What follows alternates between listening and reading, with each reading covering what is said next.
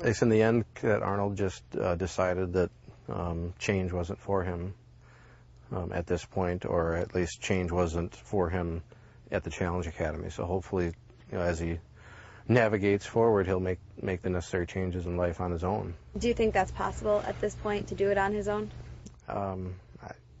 I just would reflect to all of our our own life trials and how well we do, and we try and change on our own.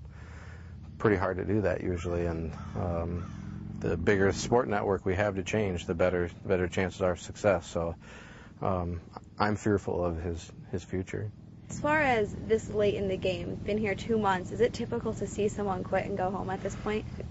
It occurs, but not that often. I mean, kids still are struggling with what do I want for my future? Do I really want to be here? And there will be kids that'll be homesick until December 19th when this class graduates.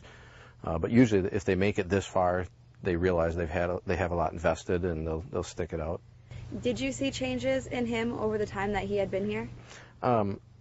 I did see that he was committing to the program at least. There was a rough period at the beginning where he was struggling to stay here, and then I saw him give in and say, okay, I'm going to give this a try and see what happens. And I really thought he would graduate. Do you think this is a decision he will end up regretting? Absolutely. You had talked a little earlier when we had talked before about the strength it takes to stand up to some of the societal pressures, and how sometimes it's just too early for kids to go back into that world. Is now too early for him? I would believe so. It's a tough world out there, and if you're not going to school, and haven't completed your high school education, there's not a lot of options for you. The economy is tough. Prospects are very difficult for him.